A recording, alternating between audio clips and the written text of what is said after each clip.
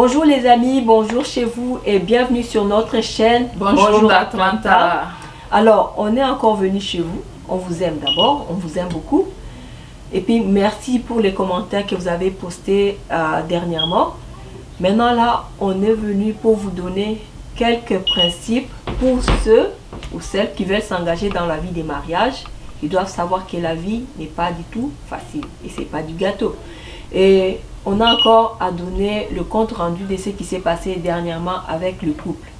On a décidé, mon ami et moi, que la femme quitte la maison pour qu'elle puisse donner un peu de temps à son mari à réfléchir sur ce qui est leur avenir et l'avenir des enfants.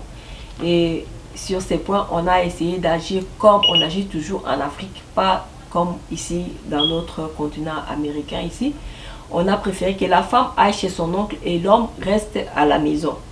Le temps de réfléchir. Mais avant que je passe la parole à mon ami, j'aimerais bien vous parler du restaurant de notre amie qui se situe en Afrique du Sud. C'est l'amie qui nous reçoit souvent chez elle pour nous faire à manger la nourriture africaine en Afrique du Sud. Elle s'appelle Emma et son restaurant c'est Emma's Kitchen. Alors, n'hésitez pas les amis à faire la commande chez elle parce qu'elle fait aussi la livraison à domicile. Et son numéro c'est 064 66 52 220. Encore une fois, 064 66 52 220. Alors, merci d'avance parce que je sais que vous allez faire passer la commande chez elle. Elle est toujours heureuse de vous servir. Donc, là, je passe la parole à mon amie pour qu'elle vous parle du principe et de la suite de ce qu'on a eu comme histoire avec les couples. Donc, veuillez bien écouter.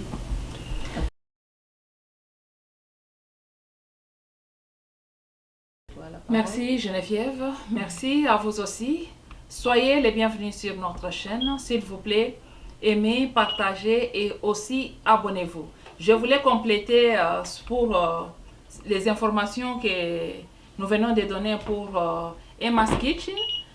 C'est situé à Johannesburg. Johannesburg est à Stanton. Pour les gens qui sont à Stanton, il fait les fruits délivrés. Ok mes amis, nous allons parler de quelques principes. Et les principes que nous avons aujourd'hui, avant de passer au principe, nous prenons un peu un verset biblique, comme nous parlons d'une famille chrétienne. Quand nous allons à Matthieu 15, verset 11, le Seigneur nous a parlé là-bas.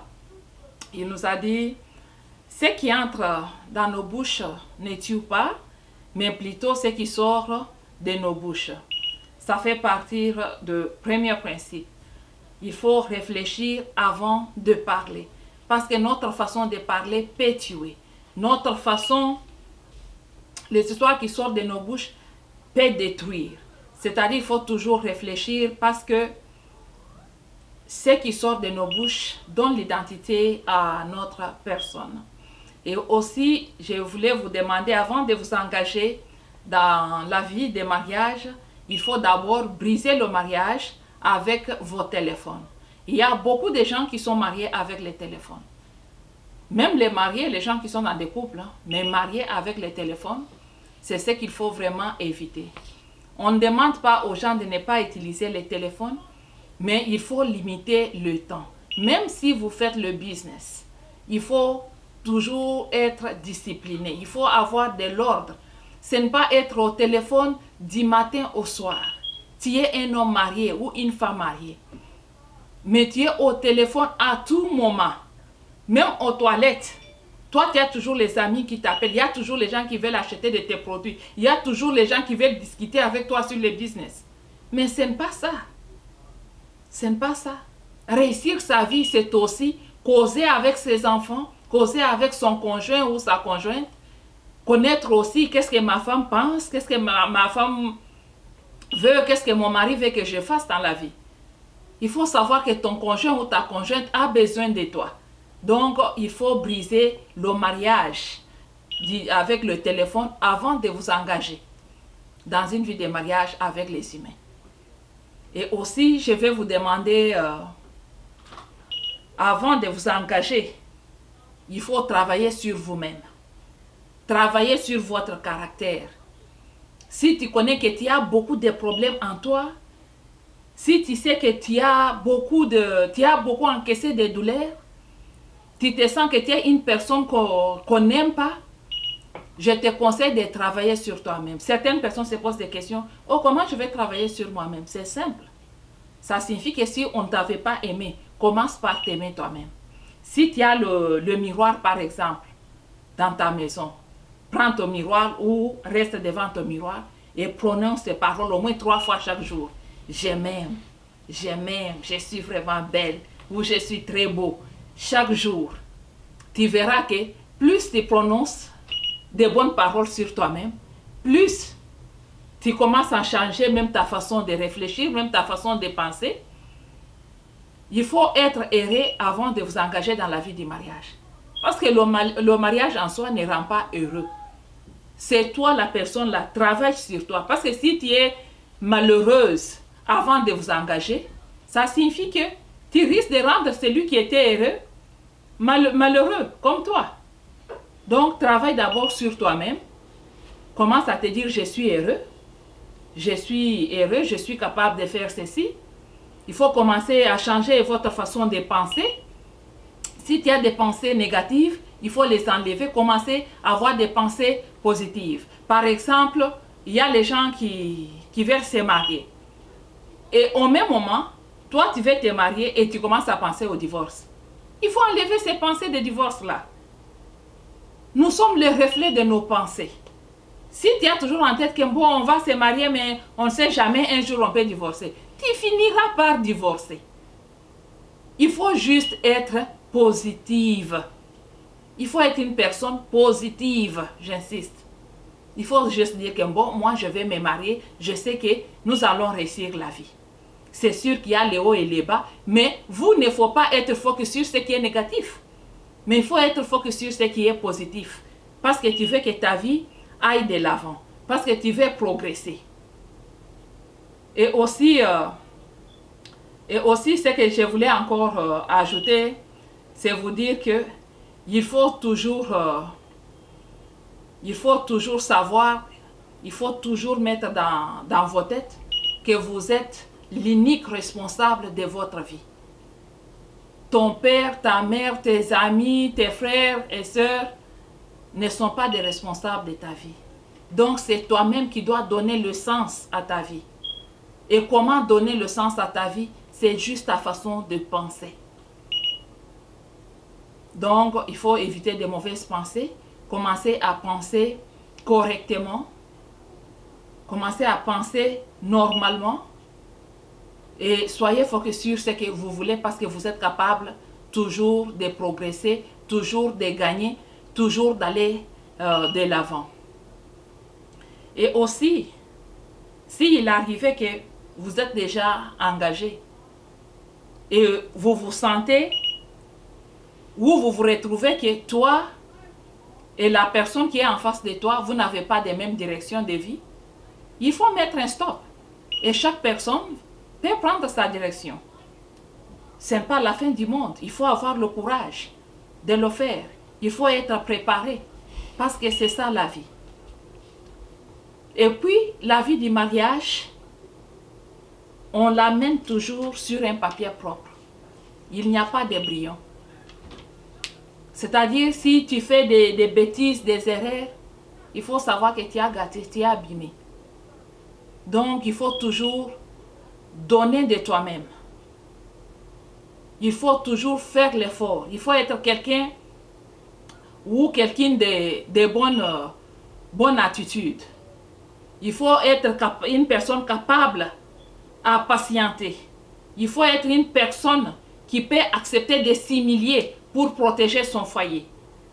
Il faut être quelqu'un qui est capable de pardonner, quel que soit le problème qui est là. Et il faut toujours avoir le respect. Respectez-vous.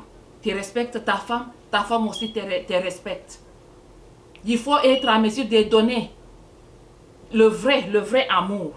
Parce qu'il y a beaucoup de gens qui prononcent facilement « je t'aime », mais en réalité, ils ne comprennent même pas qu'aimer c'est quoi.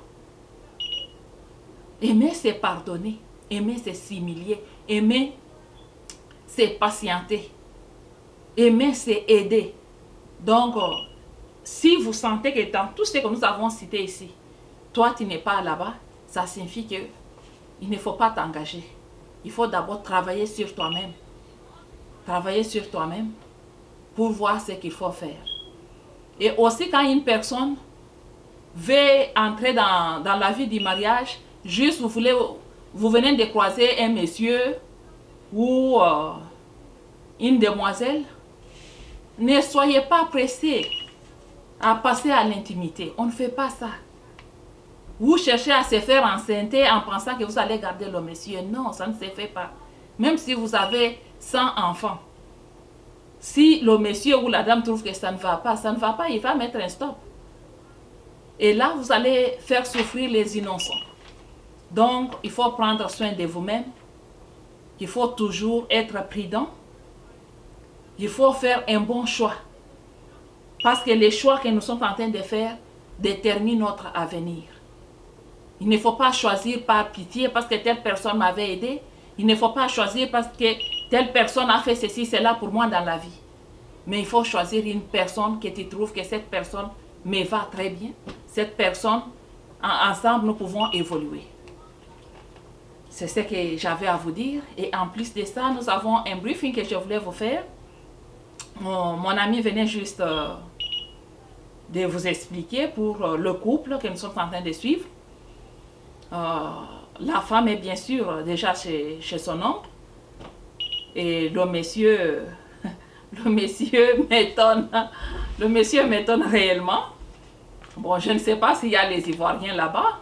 D'abord, j'ai besoin des Ivoiriens qui doivent nous donner un peu des commentaires, qui peuvent nous donner quelques conseils pour ce couple. C'est le couple ivoirien.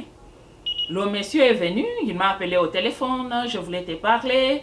J'ai dit oui, s'il n'y a pas de problème, tu peux me parler. Non, madame, je cherche réellement à parler avec toi face à face. Je lui ai dit, il n'y a pas de problème, on peut faire les zooms. Il dit non, j'aime être face à face comme ça, tu vas bien me comprendre, madame. Je lui ai autorisé, je dis, il n'y a pas de problème, nous pouvons parler. Le monsieur est venu, mes amis, vous savez quoi? Le monsieur arrive seulement, il me dit, madame, je vais m'ouvrir. Je vais m'ouvrir, madame. Alors j'étais furieuse.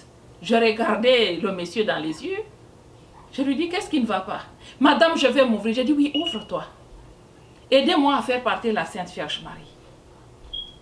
Alors, je me suis exclamée, je me suis dit, la Sainte Vierge Marie, toi, tu as des problèmes avec la mère de Jésus. Elle t'a fait quoi? Elle dit, non. La Sainte Vierge Marie qui est partie chez son oncle là. Alors, je lui ai dit, oh, ta femme n'a pas de nom? Elle me dit, non, je ne veux plus citer son nom. Je ne veux plus citer son nom. Je lui ai dit, ok, alors qu'est-ce qui se passe? Le monsieur qui me dit, il me fait les mains comme ça. Madame, tu vois ça? Tu vois ça là? C'est comme ça que je l'ai tenue. La femme, elle est congolaise. La congolaise, madame, je l'ai pris dans mes bras. Je l'ai mis comme ça, sur ma poitrine. Ma chaleur et sa chaleur, c'est venu ensemble. Ça collait, madame, comme du patex. Et pensez-vous que je cherche encore à évoluer avec la Sainte Vierge Marie? Je ne peux pas. Je ne veux pas perdre la femme qui me donne l'envie de faire la vie. Vous, madame, aidez-moi juste à faire partir la Sainte Vierge Marie. Vous savez, c'est vraiment triste. Mais c'est la réalité. Ok. Nous vous aimons. Et à la prochaine fois, nous allons publier l'autre vidéo. Je ne sais pas à combien de jours, 2 ou 3 jours. Vous aurez la suite sur la situation de cette famille. Nous vous aimons. Et au revoir chez vous. Merci, bye. Tel que mon ami vient de dire là, l'histoire n'est pas encore finie. Elle est longue. Et on ne sait pas combien de temps ça va prendre pour que cela finisse. Mais continuez toujours à prier pour la famille et pour nous, parce que nous encadrons la famille. Aidez-nous dans vos prières, mettez vos commentaires. On a besoin de vos commentaires. On se voit à la prochaine.